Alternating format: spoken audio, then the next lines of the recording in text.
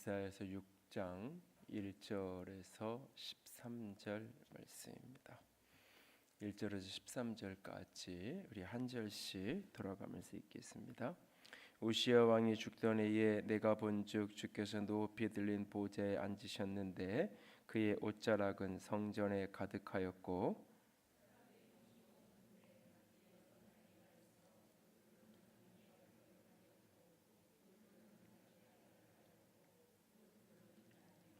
서로 불러 이르되 거룩하다 거룩하다 거룩하다 만군의 여호와여 그의 영광이 온 땅에 충만하도다 하더라.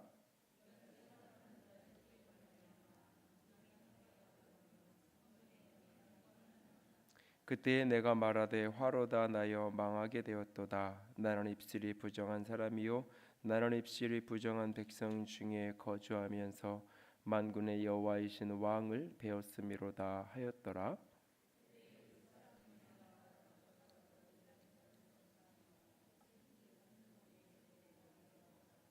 그것을 내 입술에 대며 이르되 보라 이것이 내 입에 닿았으니 내 악이 체하여졌고 내 죄가 사하여졌느니라 하더라.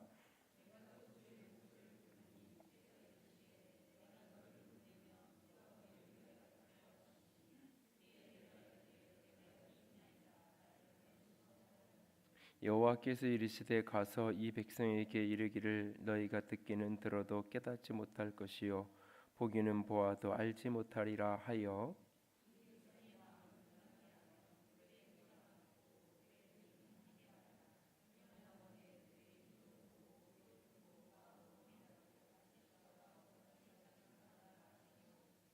내가 이르되 주여 어느 때까지니까 하였더니 주께서 대답하시되 성읍들은 황폐하여 주민이 없으며 가옥들에는 사람이 없고 이 토지는 황폐하게 되며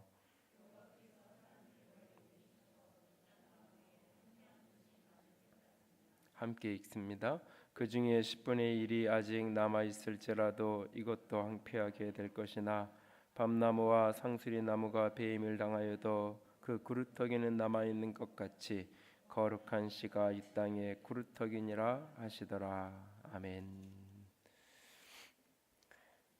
오늘 오전에 한 청년이 이렇게 좀 고민이 있어서 문자가 이렇게 와서 문자로 이런저런 이야기를 좀 이렇게 주고받다가 그냥 점심때 원래 약속이 있었는데 취소가 돼서 좀 얼굴을 보면서 이야기를 하는 게 좋겠다 싶어서 이렇게 시간이 어떻게 되냐고 물었더니 다른 청년을 만날 약속이 있다고 그러면은 내가 둘 다 점심 사줄 테니까 같이 만나자고 그래서 이제 만나서 이런저런 이야기를 좀 나눴어요. 나누다 보니까는 두 친구가 다 이제 언뜻 내가 이제 지나가는 말로 들은 것 같긴 한데 둘 다 이제 신학을 하면 어떨까 이제 그런 어떤 고민 그런 생각을 이제 어렴풋이 아직 구체적으로 뭔가 이렇게 행동을 한 건 아니지만 마음속에 그런 생각들이 좀 있는 친구들이더라고요. 그래서 이런저런 이야기를 나누면서 더군다나 또 밥 먹으면서 식당에 이렇게 시끄러운 데서 얘기를 하다 보니까 긴 얘기를 많이 이제 하지는 못했는데 그래서 이제 조만간 나랑 따로 이제 각각 따로 좀 만나서 얘기 좀 하자고 이제 그러고는 이제 한 2시간 같이 좀 있다가 일어났는데 하나님이 나를 부르셨다라고 하는 확신이 있어야 된다.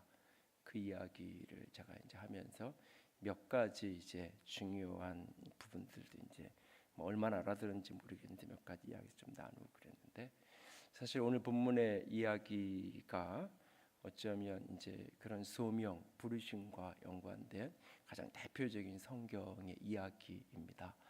선지자 이사야가 자신의 소명을 깨닫고 헌신하는 장면이에요. 이게 이제 이렇게 목회자로 부름받고 헌신하는 장면일 수도 있지만 그런 어떤 풀타임 사역자로 내가 목회를 하는 것이 아니어도 모든 그리스도인들이 특별히 이렇게 소그룹에서 영혼을 섬기고 센터장이나 주일학 교사로 섬기든지 어떤 부분이든지 또는 또 다른 영역에서 섬겨가든지 오늘 본문 속에 등장하는 몇 가지 영적인 원리는 중요하게 우리가 기억하고 그것에게 잘 적용한다면 내 인생의 진로를 선택할 때, 내가 특별히 어떤 부르심에 헌신하려고 할 때 내가 어떻게 반응과 어떻게 응답해야 되는지, 응답하기 전에 어떤 것들을 먼저 점검해 가야 되는지 중요한 어떤 키가 이 이사야서 6장이 되어질 수 있을 겁니다. 이사야서 6장이 이 시대에는 이제 우시야 왕이 죽던 시대, 죽던 때라고 말하고 있어요.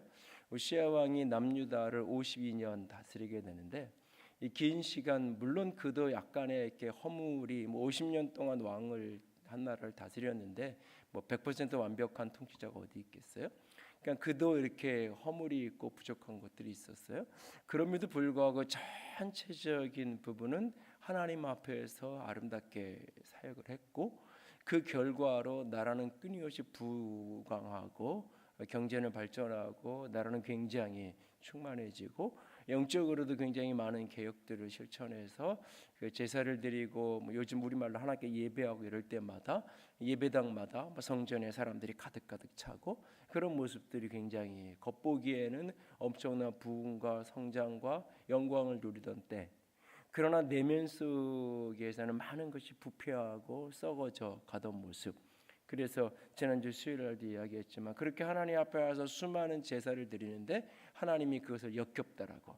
그러니까 예배가 없고 제사가 없는 게 아니라 하는데 입술만 그렇고 삶은 사라져 있는, 삶은 엉망이 어떤 그런 어떤 이중적인 위선적인 외식하는 그런 모습에 하나님이 분노하시고 책망하는 모습들이 앞에 보면 등장하는데, 그런 어떤 흐름의 연장선상이던 그 시대, 이제 우시야 왕이 죽던 그날, 그때 어쩌면 많은 사람들이 50년 동안 나라를 부강하게 이끌어가던 왕이 죽었을 때 온 나라가 아마 혼돈스러울 거예요.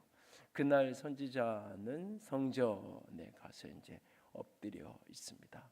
그리고 그곳에서 그는 이제 하나님의 보좌, 저 천상에 있는 하나님의 영광을 보게 되어지죠. 저 천상에 하나님의 보좌에 그분이 앉아 계시고 그분의 옷자락이 지금 선지자가 엎드려져 있는 이 성전까지 다 있는, 이제 구약 성경에 보면 종종 이 성전 안에 있었던 언약궤, 법궤를 가리켜서 하나님의 발등산, 하나님의 발판 이렇게 표현을 하는 경우가 있어요. 고대 사회에 보면 이렇게 왕은 함부로 흙을 밟으면 안 되잖아요. 왕이 발을 이렇게 앉아서 얹으면 그 밑에 왕의 발이 이렇게 놓여져야 되는 발판이 따로 있죠. 그것처럼 이 땅의 성전은 저 하늘에 계신 하나님의 마치 발판과 같이, 그러니까 실제적으로 그러니까 이스라엘 백성들은 그 성전이 어떤 상징 이상의 실제로 거기에 하나님이 거하시는, 저 하늘에 계신 분이 여기에도 실제로 거하시는 그것을 환상 속에 이제 이사야가 보게 되는 거예요. 하나님의 옷자락이, 하나님이 저기에 앉아 계신데 그 옷자락이 자신이 지금 엎드려져 있는 이 성전까지 덮고 있는 그 하나님의 영광을 그가 목격하게 되죠. 그러면서 서랍 천사들이 나와서 거룩하다 거룩하다 거룩하다 그렇게 서로 합창을 하고 서로 교창을 하면서 하나님께 영광을 돌리는 그 장면을 보게 되어집니다. 그리고 그 영광에 가득 덮여진 그 순간 성전 문지방이, 성전 터가 흔들리면서 하나님의 영광에 가득 덮여진 그 모습 속에서 진동과 요동을 경험하게 되어지죠. 그 순간 선지자가 하는 말은 5절에 뭐라 그러냐면 화로다 나는 망하게 되었다. 화로다 나는 망하게 되었다. 그 놀라운 영광을 보는 순간 터져 나오는 말이 뭐냐면 화로다 나는 망하게 되었다. 나는 입술이 부정한 사람이요, 나는 입술이 부정한 백성 중에 거주하면서 만군의 여호와이신 왕을 배웠음이로다. 화로다 나는 망하게 되었다. 나는 입술이 부정한 사람이고, 내 자신이 입술이 부정한 사람이고, 그리고 내가 거하는 이 곳이 입술이 부정한 백성들 사이에 사는 내가 하나님의 영광을 보게 되었고 만군의 왕이신 하나님을 보게 되었으니까 이제 나는 죽게 되었다, 이제 나는 망하게 되었다 라고 화로다라고 이야기해요. 나같이 부정하고 더러운 것이 하나님의 영광을 보았기 때문에 하나님의 영광의 빛을 나같이 부정하고 더러운 것이 도저히 감당할 수 없다라고 하는 고백입니다. 바로 그때에 저 제단에서 찬양하던 천사가, 스랍 천사가 거기서 제단의 숯불을 제단의 부젓가락으로 제단의 하늘 저 천상의 보좌에 있는 숯불을 가져다가 이 선지자의 핀 숯을 입에다가 내리고 와서 입에 다 대죠. 입에 닿은 그 순간 내 악이 제하여졌다. 7절에 내 죄가 사하여졌느니라. 내 죄가 제하여졌고 내 악이 제하여졌고 내 죄가 용서되었다. 그리고는 하나님의 음성이 하나님의 목소리가 들리는데 내가 누구를 보내며 누가 우리를 위하여 갈까? 하늘에서부터 소리가 돼요. 내가 누구를 보내야 될 것인가? 누가 우리를 위하여 갈 것인가? 내가 우리가 삼위일체에 대한 근거 구절이 되기도 하는 본문인데 내가 누구를 보내야 될까? 누가 우리를 위하여 갈고? 그럴 때 그 음성을 듣고 선지자가 내가 가겠습니다. 내가 여기 있습니다. 나를 보내시옵소서라고 말하죠. 그래서 하나님이 그를 보내요. 보내는데 참 슬픈 이야기를 하면서 하나님이 보내요. 그를 사명자로 선지자로 보내는데 보내면서 하나님이 걱정하는 게 뭐냐면 네 이야기를 듣고 사람들이 귀가 열리면 안 되는데 선지자가 가서 말씀을 전하면 사람들이 듣고 회개하고 깨닫고 돌이켜서 고침을 받으면 안 되는데 그러니까 가서 전하라고 이야기하는데 그들의 귀가 계속 닫혀 있기를 원해요. 가서 전하라고 원하는데 그들의 눈이 가려져 있기를 원해요. 가서 전하라고 말하는데 그들이 회개하고 고침받으면 안 된다고 이야기해요. 굉장히 모순적인 이야기를 하시죠. 그때 선지자가 물어요. 도대체 언제까지 그래야 되냐고. 이 땅이 다 황폐하고 무너지는 때가 지나가야 된다고. 하나님의 진노가 부어지는 이야기를 하시는 거죠. 그러나 이 땅 가운데 내가 구루터기 밤나무가 상수리나무가 다 잘려나가도 그 밑에 그 구루터기가 있는 것처럼 나의 거룩한 씨 구루터기를 내가 남겨서 다시 회복할 것이다 라고 하는 절망 속의 소망의 이야기를 하는 게 오늘이 6장의 대략적인 스토리예요. 오늘 그가 하나님의 영광을 보았다라고 이야기해요. 오늘날 우리가 하나님의 영광을 본다라는 게 어떤 의미일까요? 사실 본문의 이야기는 신학적으로 많은 이야기를 몇 시간에 걸쳐서 이야기를 해주는 많은 복합적인 게 담겨져 있는 이야기인데 하나님의 영광을 본다. 많은 그리스도인이 이런 얘기, 난 예수님을 만났다. 저는 그냥 교회 이렇게 출입하다가 어느 시점부터 그냥 이렇게 다니다가 대학 때 어느 선교회 훈련하면서 거기서 내가 인격적으로 예수님을 만났어요.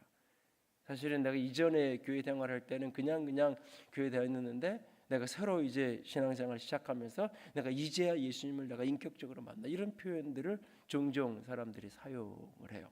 사실은 그런데 그 말의 의미는 신약적으로 설명을 하면 예수님이 복음으로 만나졌다라는 이야기예요.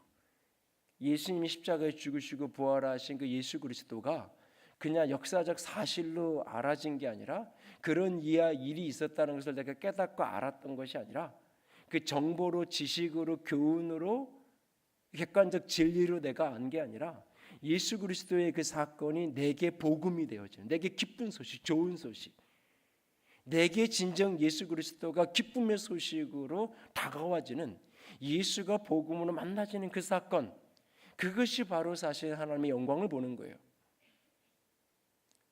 요한복음 1장에 요한복음 전체는 영광의 복음이라고 이야기하는데 요한복음 1장에 독생자 예수 그리스도의 탄생을 묘사하면서 하나님의 영광이라고 표현해요. 독생하신 하나님의 영광이 그 위에 있다고 말씀하고 계세요. 그러니까 예수 그리스도를 복음으로 내가 깨달아지고 믿어지고 알아지는 것, 그것이 하나님의 영광을 보는 거예요. 어떤 신비적 현상을 경험하는 게 하나님의 영광을 보는 게 아니라 그것은 신비적 현상은 때에 따라서 하나님의 필요에 따라서 일시적이고 부분적으로 허락하실 수 있어요. 어떤 그런 천상의 경험을 할 수도 있어요. 그러나 그 모든 것들을 뛰어넘어서 진정 오늘날 우리가 하나님의 영광을 보았다라고 하는 그 말은 예수 그리스도에게 있는 하나님의 영광, 예수가 단순히 역사적인 인물이 아니라 그가 오늘 나를 위해 죽으시고 지금 살아계신 나의 왕으로 역사의 주인으로 통치자로 예수 그리스도가 살아계신 나의 구원자로 예수 그리스도가 살아계신 나의 주인으로 그 예수님이 나를 위해 죽으시고 부활하시고 살아계셔서 지금도 온 우주의 통치자의 왕이라는 그 사실이 객관적 진리가 아니라 주관적인 내게 체험으로, 내게 너무너무나 행복과 기쁜 소식으로 내가 이 땅의 모든 것을 다 포기하고도 살 만큼 밭에 숨겨진 그 보화처럼 내 전 그 보화가 밭에 있는 걸 알기 때문에 내 전 재산을 다 팔아버리고라도 내가 그 밭을, 남들이 보기엔 저 쓸모없는 저 싸구려 밭을 왜 사냐고 이야기하는데,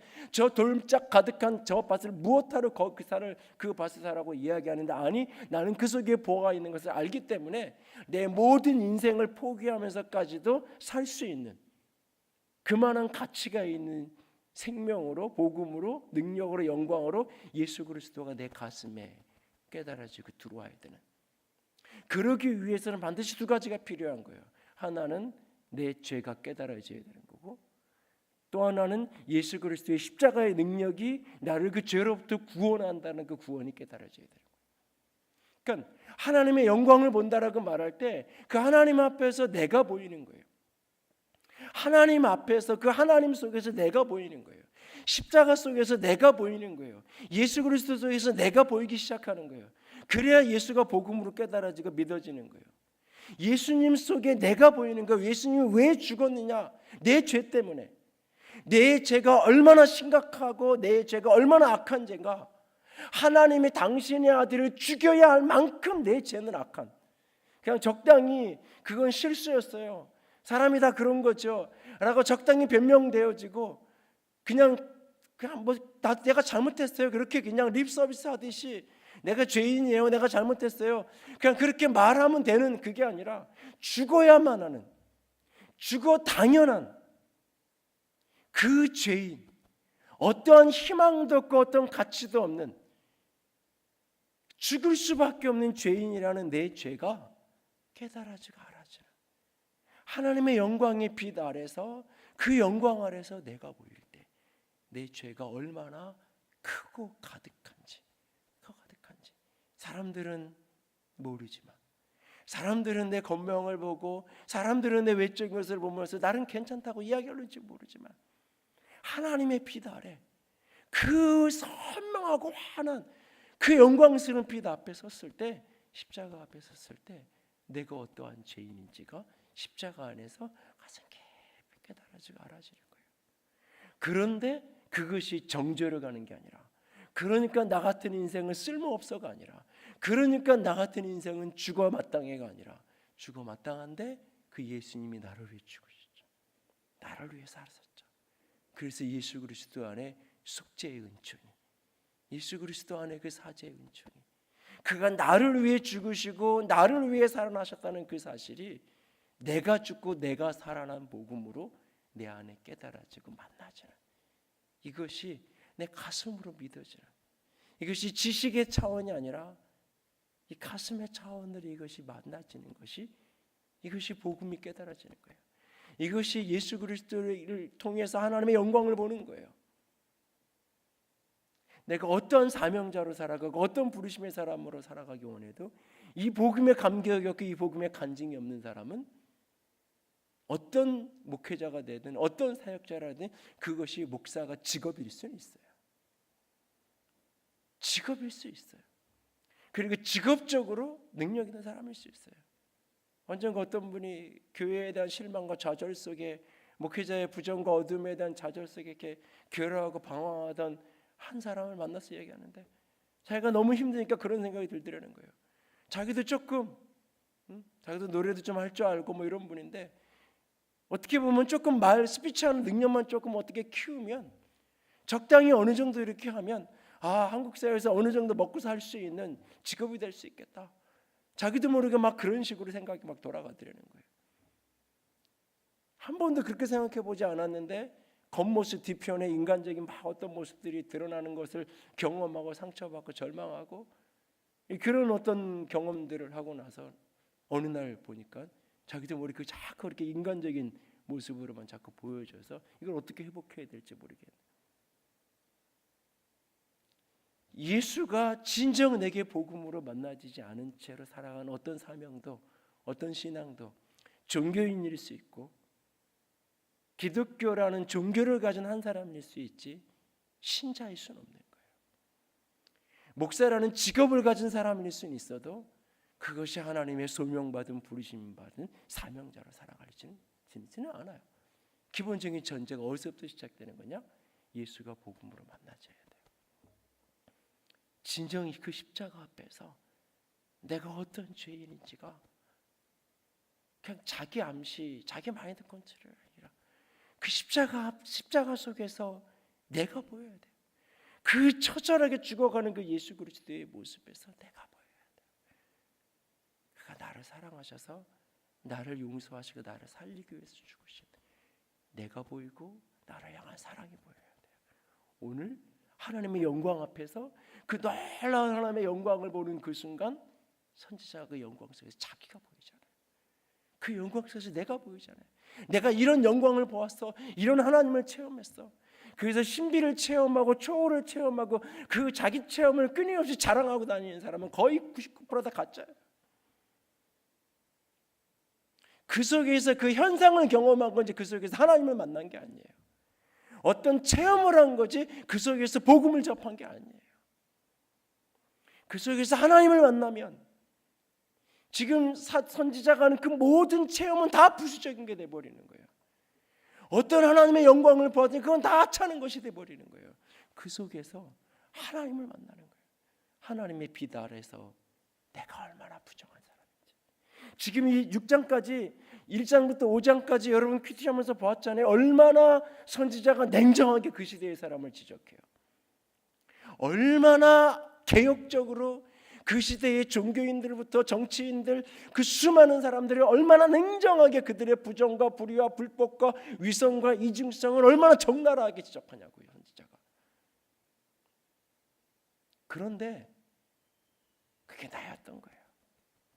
나는 아니라고 생각했는데, 나는 그렇지 않다고 생각했는데, 이 세상이 타락했고 교회가 타락했고 다 쓰러졌다고 생각했는데 그게 아니라 내가 바로 그런 똑같은 사람이었던 거예요. 하나님의 영광 앞에 서니까, 하나님 앞에 서니까 내가 비난하고 정죄하고 판단하고 내가 책망했는데 내가 바로 책망받아야 될 사람이고 내가 바로 죽어야 될 사람인 게 보여지는 거예요. 하나님 앞에 서니까 내 죄나 그의 죄나 내 허물이나 저들의 허물이나 하나님 앞에 서니까 아무런 차이가 없는 게 알아지는 거예요. 그래서 화로다. 나는 망하게 되었더라고. 나는 입술이 부정한 사람이라고. 입술이 부정한 백성 중에 내가 거하는 이 백성이 부정한 사람이에요. 근데 저들만 부정한 사람이 아니라 내가 부정한 사람이라는 거예요. 내가 보이는 거예요. 내가 십자가에서 이 내가 보여야 돼요. 이게 처절하게 자기가 보여야 예수님이 나를 위해 죽으시고 부활하셨다는 사실이, 그가 나를 용서하시고 살리셨다는 사실이 내게 복음이 되는 거예요. 내가 보이지 않으니까 누가 죽어달라 그랬냐고, 내가 나를 위해서 죽어달라고 언제 그랬냐고, 내가 원하지도 않았는데 그냥 죽어놓고 나한테 와서 내가 널 위해 죽었으니까 넌 날 위해 살아야 되고 넌 날 위해 희생해야 되고 날 위해 헌신해야 되고, 어느 순간 이렇게 올라올 때가 있어요. 내가 죽어 마땅하다는 게 처절하게 깨달아지 않았을 때 올라오는 게 있어요. 아니 언제 내가 죽어달라 그랬냐고, 그냥 적당히 나 도와주시면 되는 거지 왜 나한테 자꾸. 내가 조금만 헌신하고 조금만 주님 앞에 봉사하고 나면 생색이 나기 시작하고, 인정받지 못하고 알아주지 않는 게 화가 나기 시작하고, 내가 이만큼 하나님 헌신했는데 하나님 왜 축복 안 주는지 이해가 되지 않고, 내가 주의 복음을 위해서 이렇게 헌신하고 포기하고 명예를 버리고 재미를 버리고 이렇게 헌신하며 살아가는데 하나님은 내 왜 앞길을 열어주지 않는지. 오늘 기도 제목으로 얘기했던 허 목사님은 제 중마고인 친구 신대원 1학년 때 세상을 떠나서 먼저 천국 간 헌안국 목사님 전사 동생이에요. 형이 신대원 1학년 때 그 물에 빠진 교회에서 야외에 갔다가 아이를 건지러 들어갔다가 심장마비로 세상을 떠나고, 그걸 보고 형이 못한 일을 하겠다고, 동생이 못한 일을 하겠다고 형과 동생이 그 위에 신하게 헌신해서 큰형하고 막내가, 둘째가 못한 거 셋째야 셋째죠. 못한 인생을 하나님께 헌신하고 살겠다고 선교사로 목회자로 삶을 들여서 가는 친구예요. 근데 그렇게 인생을 포기하고 헌신해 가는데, 열정을 가지고 개척을 하겠다고 시작했는데 2년이 다 돼가는데 애들 4-5명 매일 나가서 사람들 만나고 문을 두드리고 그러고 사는데 어느 날 이게 안 올라올게요? 왜 저 첫 번째 기도 제목에 지치고 힘들 때가 있다고, 그 문장 한마디 속에 하고 싶은 말이 무엇인지 나는 수많은 게 알아져요. 그 짧은 한 문장 속에 그 외로움과 고독함과 힘과 내가 무엇을 포기하고 가는지 나는 아니까. 자칫 못 맞으면 얼찍이 있으면서 나는 그걸 보니까 그 말에 그 속에 담길 의미가 무엇인지. 근데 그때 내가 할 만한 사람이었다고 올라오면 생색이 나오는 거예요. 원망이 나고 불평이 나고 투덜거림이 나오는 거예요. 그래서 나는 죽을 수밖에 없는 자였어요. 자격이 없는 자였어요.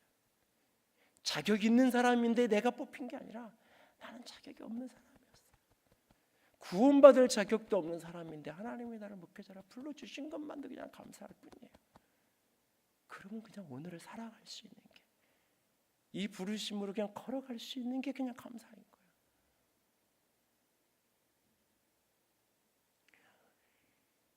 오늘 예수가 진정 내 안에 하나님이 복음으로 깨달아지고 만나지는 축복이 있기를 합니다. 하나님의 영광을 보면, 예수 그리스도를 보면 그 안에서 내가 보이는 거예요. 내 죄가. 그리고 그 너머에 나를 위해 죽으신 속죄의 제물 대신 그 희생의 죄사함의 은총이 나를 덮는 거예요. 이것이 먼저예요.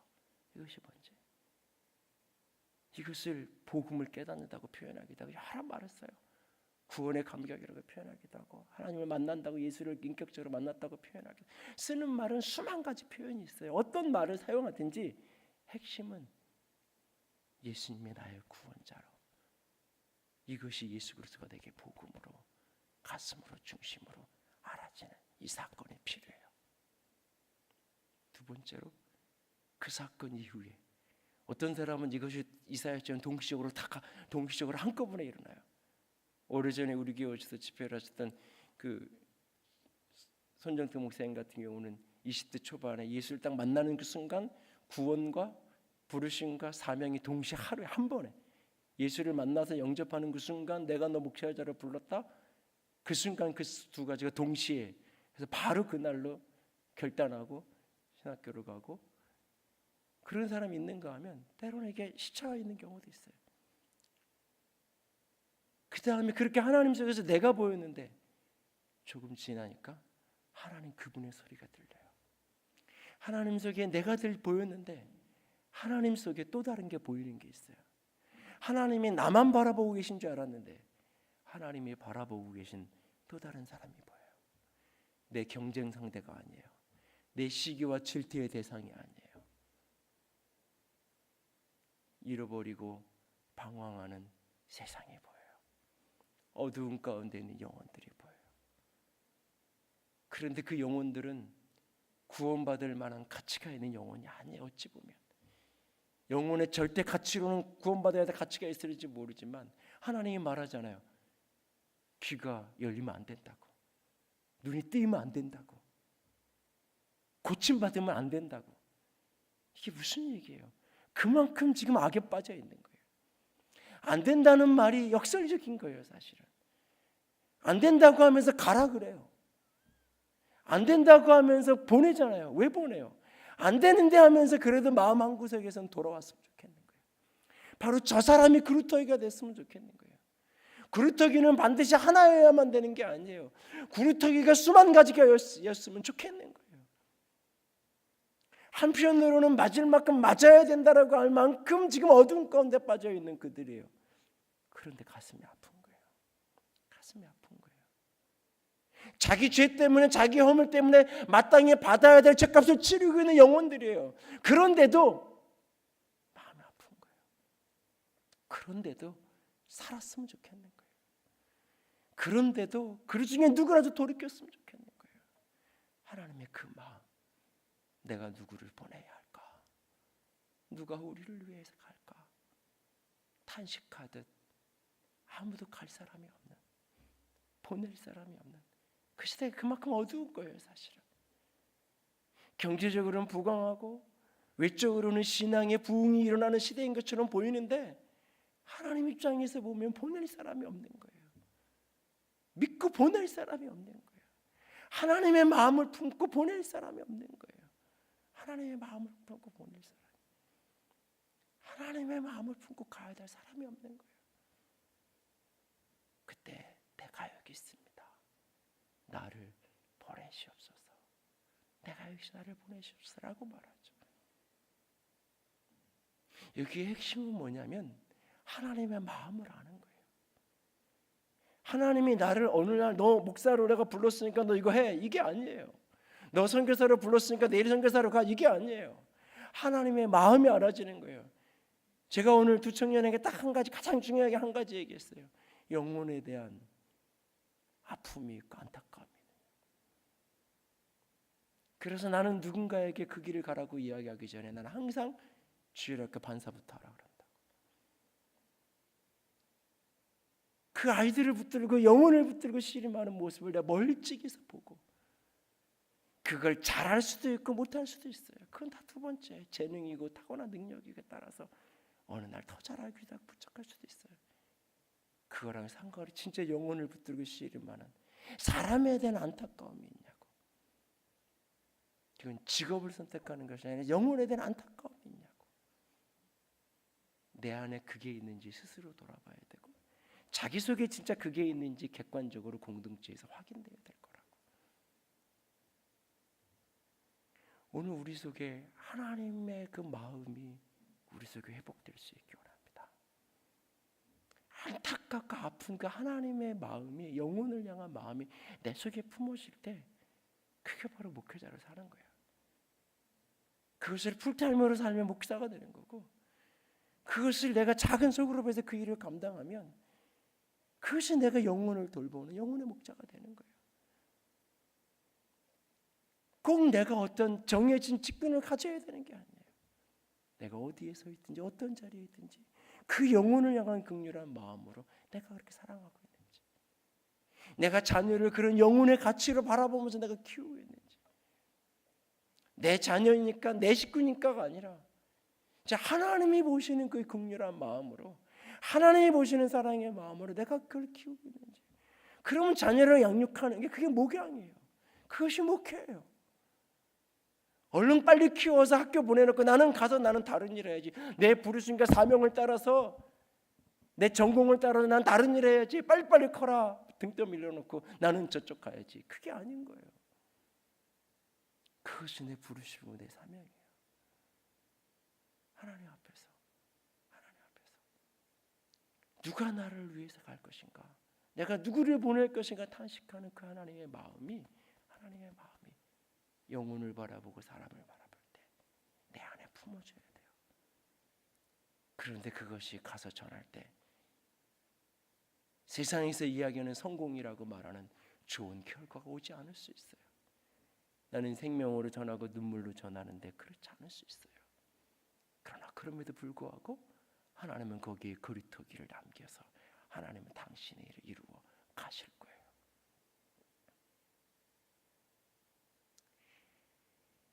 하나님의 눈동자 속에서 나를 봐야 된다는 이야기를 가끔 제가 해요.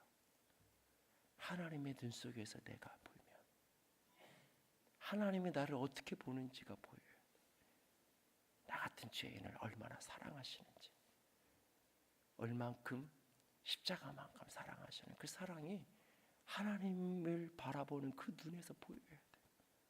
그 눈에서 성경을 읽고 묵상하고 예배를 하고 하나님의 마음을 보고 하나님을 향하여 바라본다고 할 때 그 하나님 속에서 그게 보여야 돼요. 그리고 또 하나, 그 하나님의 눈이 나만을 그렇게 바라보고 있는 게 아니라 누군가를 그렇게 바라보고 있어요. 아픈 눈물로 하나님의 한 영혼을 그렇게 바라보고 있어요. 한 영혼을 그렇게 바라보고 있어요. 탄자니아 이민경 선교사님이 한국에 오면 밥을 사드리면 밥을 못 먹어요. 한국에 와서도 하루 2끼만 먹어요. 제가 그분을 위해 한국에 와 있으면 연락을 하면 어느 날은 내가 일부러 전화를 안 받아요. 나는 새끼를 먹어야 되겠는데. 왜냐하면 밥 먹으러 가서 식당에 가서 앉으면 나는 오랜만에 뵀으니까 그 집에서 내가 간 식당에서 좀 그 집에서 좋은 거 좀 사드리고 싶은데 하는 얘기가 저거 가지면 몇 명이 먹는데 저거 가지면 며칠 먹는데 누구를 살릴 수 있는데 자꾸 그게 눈에 밟히는 거예요. 눈에 밟히는 거예요. 사랑하면 사랑하는 사람 집에 두고 가족들 두고 나 혼자 어디 맛있는 거 먹으러 가면 밟히잖아요. 그래서 내가 다음에는 꼭 데리고 같이 오고 싶잖아요.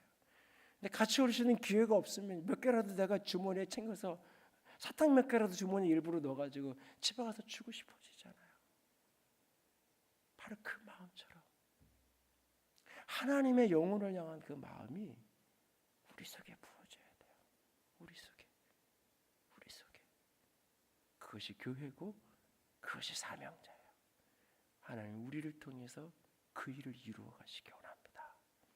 우리 모두는 다 특정하게 목사로 부름받은 한두 사람만이 아니라 넓은 의미에서 우리는 모두 다 목양의 사람이에요.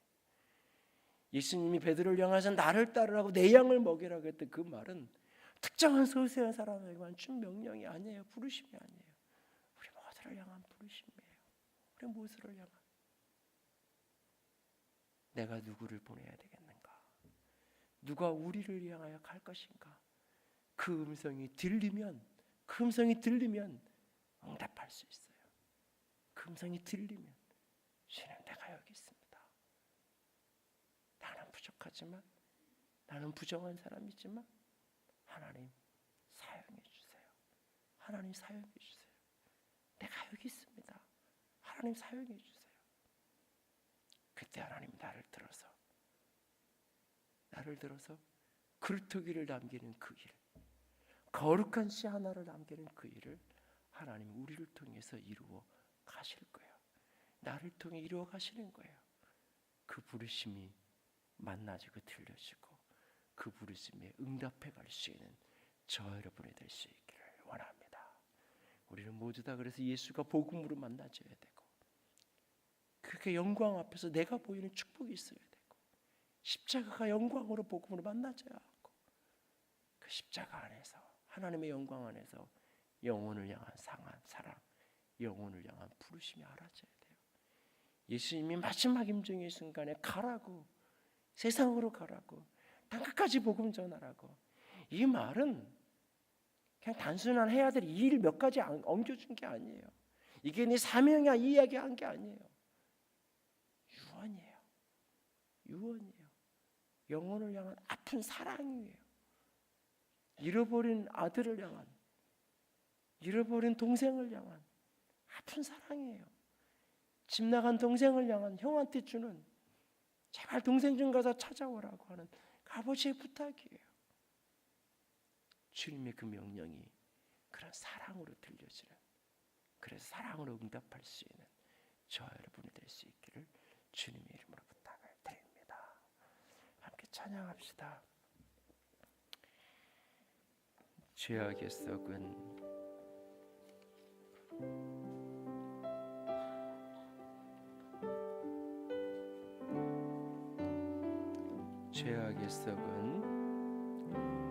죄악의 썩은 내 육신 주님이 쓰시려 했네.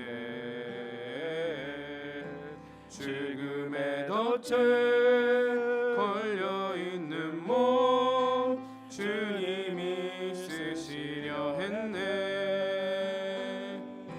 속죄하는 손 치유하시고 속죄하는 발 치유하셨네. 새 생명 얻은 이 몸 다 바쳐 주님께 영광 돌리 먹물로 칠한 내 육신을 주님이 희게 하셨네. 십자가 보혈 증거하라고 주님이 살리셨네. 기도할 때에 음성 주시고 찬송할 때에 기쁨 주시네. 내 작은 입이 내 작은 몸이 주님의 붙들린 자라. 평생 갚아도 빚진 자 되어 주님의 빚진 자 되어 주님 가신 길 택하였건만 눈물만 솟구치네. 생명 주시니 주님이시라. 능력 주시니 주님이시라. 말씀 전하여 복음 전하여 주님의 빛을 갚으리. 이 시간 함께 기도하며 나아가기 원합니다. 저는 내 마음이 흔들릴 때마다, 내 마음이 요동할 때마다, 곁길을 가고 싶을 때마다 내가 왜 교회를 시작했을까? 상처받고 방황하고 그래서 절망 가운데 신음하고 있던 그 한 사람, 난 할 수 있는 게 아무것도 없지만 나를 필요하다라고 하면 그래, 할 수 있는 것 그냥 그거 하자. 그렇게 시작했던, 처음 교회를 시작했던 그때의 그 마음, 그때 주셨던 그 부르심을 잊지 않고 기억합니다. 그리고 오늘 또 흔들리는 내 마음을, 요동하는 마음을 다시 다잡을 때가 있습니다. 자꾸 세상이 들어오고, 자꾸 육적인 성공이 들어오고, 자꾸 사람의 인정에 목말라가는 우리들의 모습 속에 다시 한번 예수를 복음으로 깨달았던, 만났던 그날을 기억할 수 있게 원합니다. 다시 한번 하나님의 부르시는 음성이 들렸던 그날, 누가 나를 위해 갈 것인가? 저 영혼을 누가 품을 것인가? 누가 일으킬 것인가? 주님이 한 사람을 찾으실 때 부르셨던, 그날 들었던 그 음성을 기억할 수 있게 원합니다. 그리고 오늘 그 부르심에 따라 살아가는 우리가 되기 원합니다. 아니, 오직 예수가 복음으로 만나지지 않았다면 어떠한 사명도 사역도 주님은 우리에게 요구하지 않으십니다. 주님은 당신 안에서 내가 나를 보기 원하십니다. 그리고 그 사랑을 누리기 원하십니다. 그것이 먼저입니다. 그것이 먼저 알아지고 누려지는 우리가 되기 원합니다. 같이 기도합니다. 사랑의 하나님, 영광의 하나님, 주님만 사랑합니다. 영광의 주님만을 바라봅니다. 아버지, 아버지, 아버지, 아버지, 아버지, 다시금 주를 바라봅니다. 아버지, 다시금 주를 바라봅니다. 아버지, 내가 무엇을 위해 여기에 서 있는지요. 아버지, 아버지, 아버지, 아버지, 아버지, 아버지, 자격 없는 사람을, 구원의 자격조차 없는 사람을, 구원의 자격조차 없는 사람을 아버지 부르셔서, 나를 아버지 부르셔서 사명을 주시고, 부르셔서 목양을 하게 하시고, 부르셔서 여기까지 세우셨사오니 주님 감사합니다. 아버지, 나를 부르신 그 주님 바랍니다. 아버지, 예수가 예수가 복음으로 만나지게 하시옵소서. 아버지, 예수가 생명으로 만나지게 하시옵소서. 그리고 생명으로 만나진 그 너머의 영광으로 알아지게 하시옵소서. 살아야 될 인생의 목적으로 깨달아지게 하시옵소서. 예수가 내 인생의 목적이 되게 하시옵소서. 아버지, 누가 나를 위해서 갈 것인가? 내가 누구를 보내야 될 것인가? 그 음성이 들려주시옵소서. 십자가에서 그 사랑이 들려지게 하시고 십자가에서 그 영광이 보여지게 하여 주시옵소서. 아버지,